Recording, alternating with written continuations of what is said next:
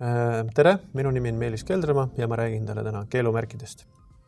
Keelumärgid kehtivad ainult siis sellel teel, millele need on paigaldatud. Antud juhul siin joonisel on ka siis näha, et tegemist on asula välise teega, kuna asula saab läbi ja jätkab sõiduk siis liikumist 70 kilomeetrise tunnikiirusega otse, aga kui ta keerab antud teelt näiteks vasakule, siis seal on kiiruseks juba 90 kilomeetrit tunnis.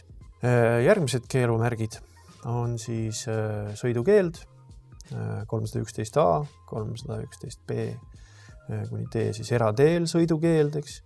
Sõidukiga on lubatud liikuda ainult teeomanike loal, 311 siin ja 311c siis sõidukiga on lubatud liikuda ainult teeomaniku loal või märgil näidatud isikutel.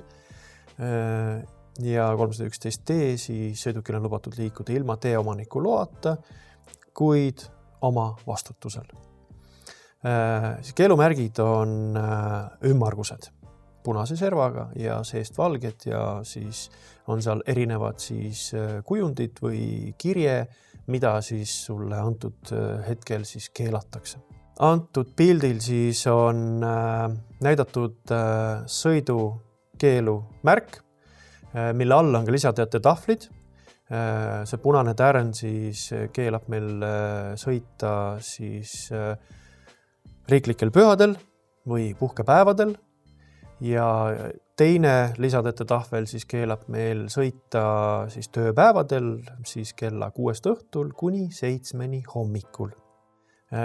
Järgmised keelumärgid siis 312 kehtestab siis mootorsõiduki sõidukeelu, 313 siis veoauto sõidukeelu, 313b siis bussi sõidukeelu, 314a siis mootorratta sõidukeelu ja 314b siis mootorsaani sõidukeelu.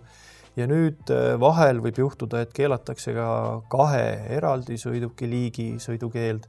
Ehk siis 315 on siin nii traktori kui ka siis mootorratta sõidukeeld, ehk siis suisa 2 keeldu.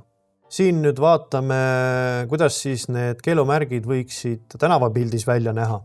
Et antud juhul on siis kehtestatud siin 2 keelavat ala.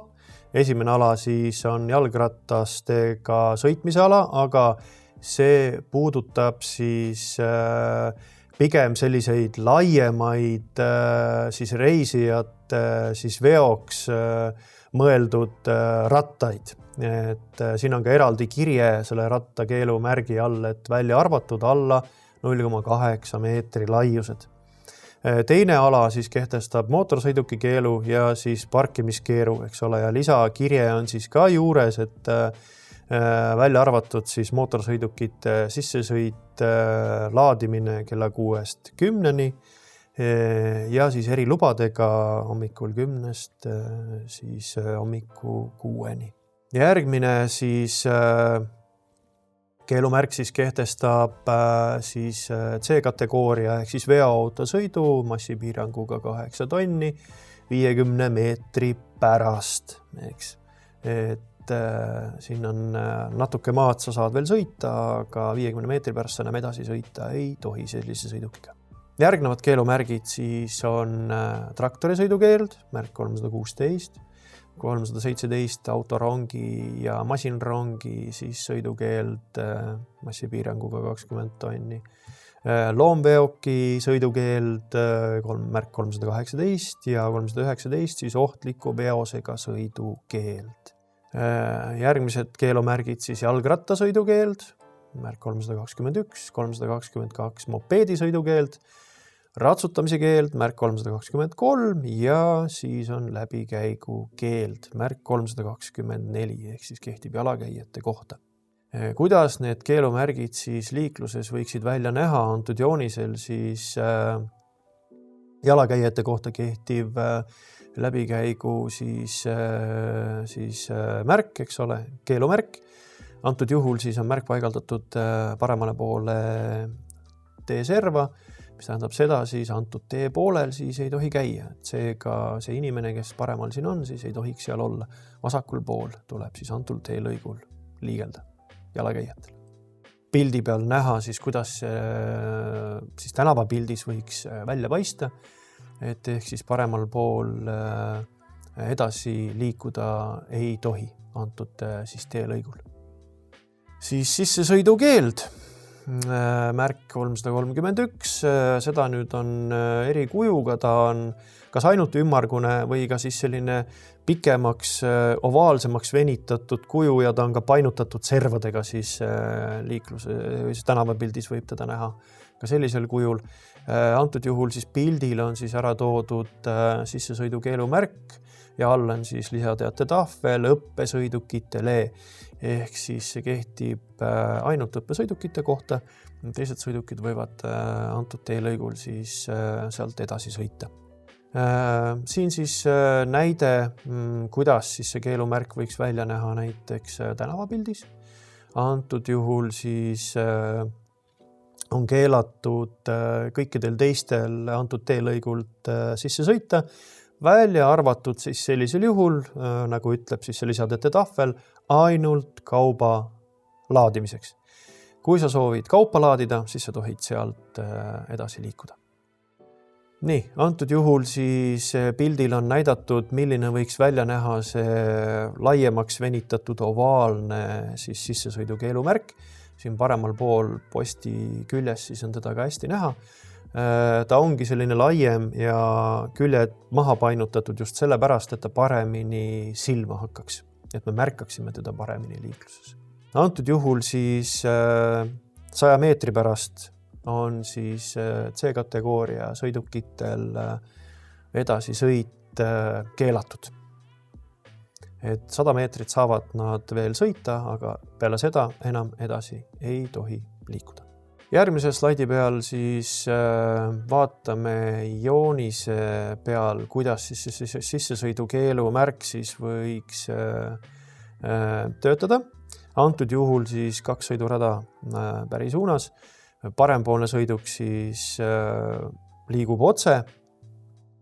Edasine tee on tema jaoks siis ühesuunaline. Vasakpoolne sõiduk siis tohib liikuda ainult vasakule, sest otse ta liikuda ei tohi, seal on sissesõidukeelu märk ees. Tänavapildis siis võiks selline situatsioon välja näha niimoodi, et antud juhul siis sõidukid võivad paremale liikuda, aga vasakule sõita nad ei tohi antud teelõigul. Siin siis märgid parempöördekeeld ja vasakpöördekeeld. Antud joonisel siis on märk paremal pool ristmiku ees, aga nagu te näete, siis siin on teil 2 lõikuvat teed.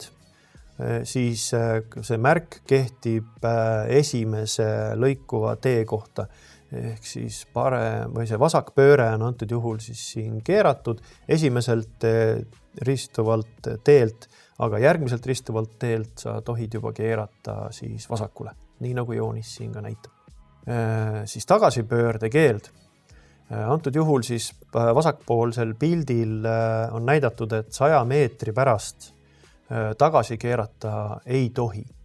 Aga võib-olla antud juhul tohib sealt vasakule keerata, aga sellisel juhul siis tagasipööre on sealt keelatud. Järgmised keelumärgid. Toll, tollikontroll, politseikontroll või siis lihtsalt mingi kontroll, mis ta siis iganes parasjagu on.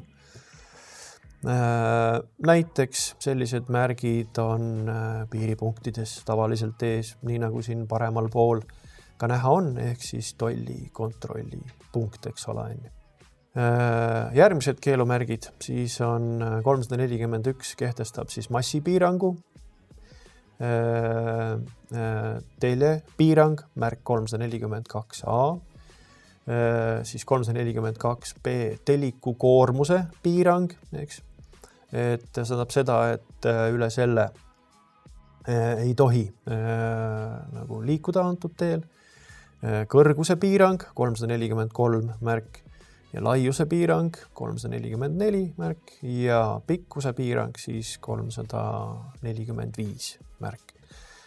Pikkus siis kehtestatud veoautode kohta. Siin siis suurime kiirus, antud juhul märk 351, 30 kilomeetrit tunnis. vasakpoolne märk siis ja parempoolne siis 30 kilomeetrit tunnis on elektrooniline märk, et see on siis muudetav näiteks vastavalt ilmastikuoludele. Nüüd joonise peal siin või selle pildi peal näidatud märkide rägastik pigem juhin tähelepanu sellele, et ei tekiks nüüd segadust, et siin on 30 ja selle 30 taga on tõhtäht ja on veel 40 märk. Et see 30 tõhtähega tähendab ikkagi massipiirangut, mitte kiirust, eks. Et ja seda ei jätaks tähelepanuta. 40 on siin kiiruse piirangu märk, eks. Et ei tekiks segadust, et kindlalt vaadake, mida teile konkreetselt nüüd siin öelda tahetakse. Siin siis elektrooniline teatetahvel, kiirus piiratud 90 kilomeetrini tunnis ja ülemal veel see lisateatetahvel elektrooniline hoiatab siis selle eest, et hoidke pikivahet ja muud ohud võivad olla veel ka teel. Järgmised keelumärgid siin siis möödasõidukeeld, 352 märk ja 353 märk siis veoauto möödasõidukeeld. Ja parempoolsel pildil siis on ta välja toodud liikluses siis näiteks selliselt. Et tavaliselt, kui on siis möödasõidukeeld märgistatud, siis on ka teekatte märgis vastav, et kahe sõidurea vahel siis on pidev joon tavaliselt. Järgmised keelumärgid siis vähim pikivahe, märk 354 ja 355 siis helisignaali keeld. Antud juhul siis pildi peal siis näidatakse siin näiteks jääteede puhul on vähima pikivahe märk siin siis ära toodud suisa 250 meetrit. Järgmised keelumärgid, peatumise ja parkimise keeld ja märk siis 361 ja märk 362 siis parkimise keeld. Et antud juhul siis liikluses tänavatel näevad nad välja sellised, peatumise ja parkimise keeld siis siin pildi peal välja toodud. Ja lisaks hoiatatakse selle eest, et auto võidakse ka teisaldada. Keelumärgid, siis peatumise ja parkimise keeld ja parkimise keeld. Antud juhul siis märk peatumise ja parkimise keeld paigaldatud vasakule poole teeserva, mis tähendab seda, et see vasakpoolne sõiduk siis ei tohiks seal ei peatuda ega ka parkida. Ja siin ka pilt siis tänavalt. Antud juhul siis peatumise parkimise keelumärk paigaldatud siis paremale poole teeserva ja siin siis on keelatud teede peatuda ja ka parkida. Kui siit vaadata pilti edasi, siis siin taksodele on eraldi peatuse koht, kus siis nemad tohivad peatuda ja parkida. Antud juhul siis on märgitud mõlemale poole siis ka eraldi veel kollased jooned, mis tähendab seda, et vasakul pool siis on peatumine, parkimine siis selle kollase joone alas täiesti keelatud, aga peale selle joone lõppu on sul võimalus siis nii peatuda kui ka parkida. Paremal pool siis on parkimine keelatud, kollasega märgitud joone alas, katkendlik joone alas, siis sa ei tohi parkida, aga peale siis seda kollase joonega märgitud katkendliku ala lõppu sa võid seda teha. Nii, siin siis kehtestatakse peatumise ja parkimise keeld nüüd lisateate tahvliga, milleks on siis nool tahvel, ehk siis selle noolega määratakse siis selle märgi suund, et kuhu see märk siis, kuhu poole see märk kehtib. Antud juhul siis ülemine märk kehtib siis sulle vastu, ehk siis peale märki sa tohid peatuda ja parkida. Enne märki sa seda teha ei tohi ja siis esimese ja teise märgi vahepeal, ehk siis teise märgi ees on siis nüüd nool märk, mis kehtestab selle märgi kehtivuse siis nii peale märki kui ka enne märki. Siin on nüüd siis eraldi kehtestatakse parkimise keeld nii paaritul kuupäeval kui ka paaris kuupäevadel. paaritu kuupäev, siis märk 363 siis ühe valge kriipsuga ja paaris kuupäev siis 2 valge kriipsuga. Ja joonisel siis märgitud selliselt, et vasakpoolne siis T-serv, seal ei tohi siis parkida paaris, paaritul kuupäeval ja parempoolsel siis paaris kuupäeval. Siin pildi peal siis on parkimise keelumärk siis tänavaliiklusest näha ja antud juhul siis kehtestatakse parkimise keeld paaritul kuupäeval paremal teepoolel tööpäevadel siis kella 8:30 kuni 17:30 ja paaritul kuupäevadel siis vasakul teepoolel siis samamoodi tööpäevadel 8:30 kuni 17:30. Nii, järgmiseks me vaatame siis joonist ja küsimus on, et kuhu me siis peame parkima täna 10. jaanuaril. Antud juhul siis tegemist paaris kuupäevaga, mis keelab meil siis märk siis keerab meil paaris kuupäevadel parkida parempoolsel teeserval, seega me saame parkida ainult vasakusse teeserva siis. Nii, järgmised siis peatumise parkimise keeld, märk 361. Märk keelab siis peatumise ja parkimise sellel teepoolel, millele see on paigaldatud. Märgid 362, parkimise keeld, märk 363, parkimise keeld paaritul kuupäeval, märk 364, parkimiskeeld paaris kuupäeval.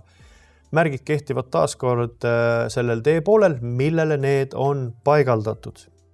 Sellega loeme siis keelumärkide teema lõppenuks. Suur aitäh teile!